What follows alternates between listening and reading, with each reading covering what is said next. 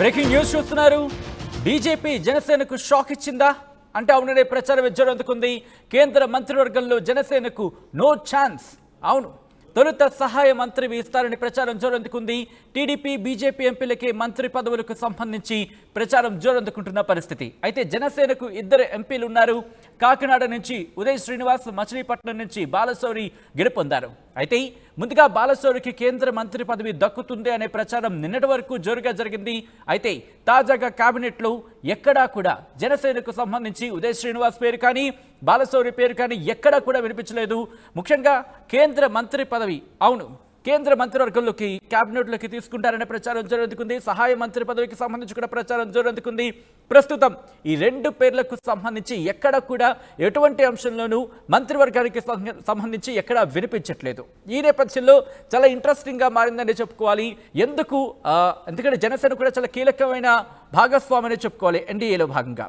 ఈ నేపథ్యంలో జనసేనకు ప్రస్తుతం లేదా లేకపోతే మంత్రివర్గంలో స్థానమే లేదా, అసలు ఏం జరుగుతోంది అనేది తెలుసుకునే ప్రయత్నం చేద్దాం. మా ప్రతినిధి రామారావు అప్డేట్స్ అందించేందుకు లైవ్లో సిద్ధంగా ఉన్నారు. రామారావు, కేంద్ర కేబినెట్లో జనసేనకు ఇటు ఎన్డీఏ హ్యాండ్ ఇచ్చిందనుకోవాలా లేకపోతే ప్రస్తుతానికి హోల్డ్లో ఉంచారనుకోవాలా? ఎందుకంటే నిన్న వరకు కూడా బాలశౌరికి సంబంధించి ప్రచారం జోరందుకుందనే చెప్పుకోవాలి. కనీసం సహాయ మంత్రి అయినా దక్కుతుందనే ప్రచారం జోరందుకున్న పరిస్థితి. ఏం జరిగింది?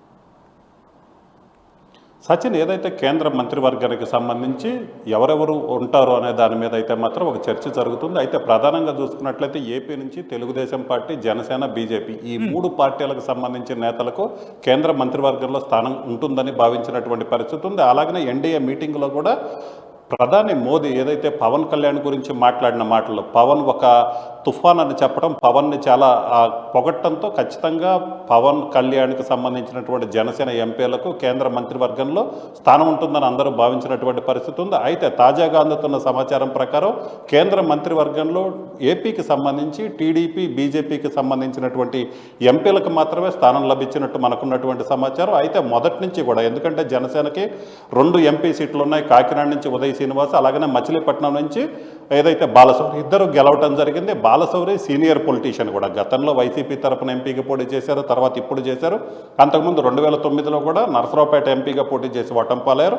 ఆయన సీనియర్ పొలిటీషియన్గా ఉన్నటువంటి పరిస్థితి ఉంది. ఆయన ఎంపీగా గెలవటంతో జనసేన పార్టీ తరఫున ఖచ్చితంగా ఇప్పుడు గెలిచినటువంటి ఇద్దరిలో ఒకళ్ళకి మంత్రి పదవి, ఏదైతే కేంద్రంలో మంత్రి పదవి వస్తుందని భావించినటువంటి పరిస్థితి ఉంది. అలాగనే మొదటి నుంచి కూడా మచిలీపట్నం నుంచి రెండోసారి గెలిచినటువంటి బాలశౌరి పేరు అయితే మాత్రం ప్రముఖంగా వినిపించింది. ఎందుకంటే జనసేన పార్టీ మొదటి నుంచి బీజేపీతో ఉంది, తర్వాత కూటమితో పాటు ఏదైతే తెలుగుదేశం, బీజేపీ, జనసేన కూటమిగా ఏర్పడి పోటీ చేసింది. అలాగనే పవన్ కళ్యాణ్ పార్టీ కూడా ఒక రకంగా చూసుకున్నట్లయితే 21 ఎమ్మెల్యే స్థానానికి 21 గెలిచింది, 2 ఎంపీ స్థానాలు కూడా గెలిచిన నేపథ్యంలో ఖచ్చితంగా ఏదైతే సీనియర్ లీడర్ అయినటువంటి బాలశౌరికి కేంద్ర మంత్రివర్గంలో స్థానం లభిస్తుందని చెప్పడం జరిగింది. మొదటి నుంచి కూడా అదే ప్రచారం కొనసాగుతుంది. అయితే తాజాగా ఇప్పుడు ఏదైతే ప్రధాని మంత్రిగా మోడీ 3వ ప్రమాణ స్వీకారం తర్వాత ఒక లిస్ట్ ఉంది. ఆ లిస్టులో 51 మంది పేర్లు అయితే మాత్రం టీడీపీకి సంబంధించి రామ్మోహన్ నాయుడు, అలాగనే పెమ్మసాని చంద్రశేఖర్, బీజేపీకి సంబంధించిన నేత పేరు, ఎంపీ పేరు అయితే ఉంది. కానీ జనసేనకు సంబంధించి ఒక పేరు, ఏదైతే బాలశౌరి పేరు మొదటి నుంచి కూడా ప్రచారంలో ఉన్నటువంటి పరిస్థితి ఉంది. అయితే ఇప్పుడు మాత్రం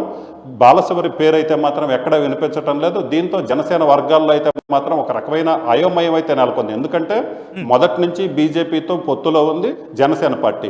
సో ఖచ్చితంగా ప్రధాని మోదీ దగ్గర పవన్ కళ్యాణ్కి మంచి రేపో ఉంది, అలాగనే మంచి ఇమేజ్ కూడా ఉన్న నేపథ్యంలో ఖచ్చితంగా జనసేన పార్టీకి కేంద్ర మంత్రివర్గంలో చోటు లభిస్తుంది. కనీసం సహాయ మంత్రి పదవైనా ఖచ్చితంగా జనసేన పార్టీ ఎంపీ ఒకరికి లభిస్తుందని భావించినటువంటి పరిస్థితి ఉంది. అయితే ఇప్పుడు చూసినట్లయితే మాత్రం పూర్తిగా ఏదైతే జనసేన పార్టీకి సంబంధించి కేంద్ర మంత్రివర్గంలో కనీసం స్థానం కూడా లభించలేదు. అయితే ఒక మంత్రి పదవైనా వస్తుంది, కనీసం సహాయ మంత్రి పదవైనా వస్తుందని భావించినప్పటికీ ఇప్పుడున్నటువంటి లిస్టులో అయితే మాత్రం జనసేన పేరు లేకపోవటం అనేది అయితే మాత్రం అనూహ్య పరిణామంగా చెప్పుకోవచ్చు. అయితే ఏం జరగబోతుంది? ఎందుకంటే ఇప్పటికీ జనసేన, బీజేపీ, ఏదైతే టీడీపీ 3 కూటమిగా ఉన్నాయి. జనసేన పార్టీ కీలకంగా మారిన నేపథ్యంలో కూడా జనసేన పార్టీకి కేంద్ర మంత్రివర్గంలో చోటు దక్కకపోవటం అనేది అయితే మాత్రం ఒక రకంగా షాక్గానే చెప్పుకోవచ్చు సచిన్.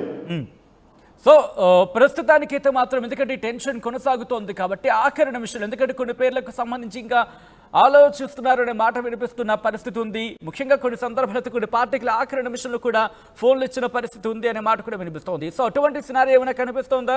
ఎందుకంటే కొన్ని సందర్భాలు మనం చూస్తూ ఉంటాం, ఆఖరి నిమిషంలో షాక్ ఇచ్చే పరిస్థితి కూడా ఉంటుంది. సో జనసేన విషయంలో కూడా అది జరగచ్చా? అటువంటి ఆసక్తి కావచ్చు, అటువంటి ఉత్కంఠ కావచ్చు ఏమైనా జనసేనలో ఉందా ప్రస్తుతం?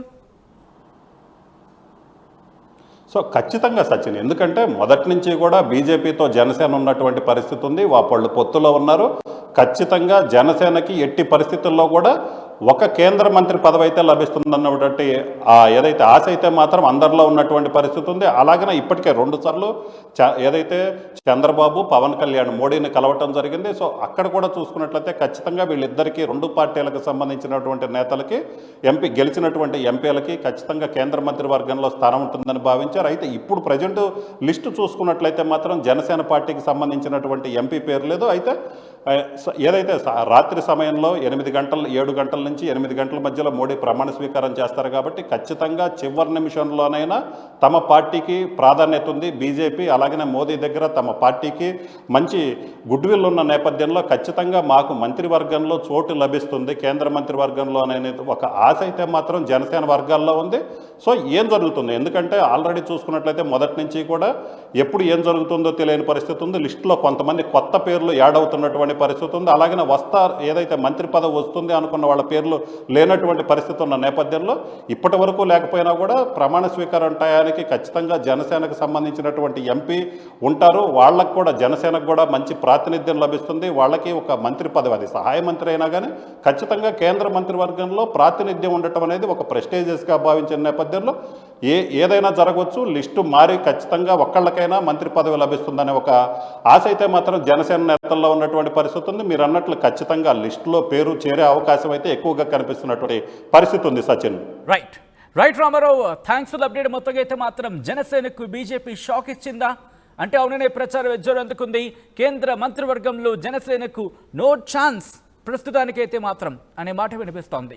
తొలుత సహాయ మంత్రి పదవి ఇస్తారంటూ ప్రచారం జరిగింది. టీడీపీ బీజేపీ ఎంపీలకి మంత్రి పదవులు ప్రస్తుతానికైతే మాత్రం వినిపిస్తున్న పరిస్థితి. అయితే జనసేనకు 2 ఎంపీలు ఉన్నారు. కాకినాడ నుంచి ఉదయ్ శ్రీనివాస్, మచిలీపట్నం నుంచి బాలశౌరి గెలుపొందారు. బాలశౌరికి కేంద్ర మంత్రి పదవి వస్తుందంటూ కూడా నిన్నటి వరకు కూడా ప్రచారం జోరందుకుంది. అయితే తాజాగా క్యాబినెట్లో ఇటు బాలశౌరికి కానీ లేకపోతే ఉదయ్ శ్రీనివాస్ కానీ క్యాబినెట్లో బెర్త్ కావచ్చు, ఆ ప్లేస్ కావచ్చు దక్కలేదు అనే మాట వినిపిస్తోంది.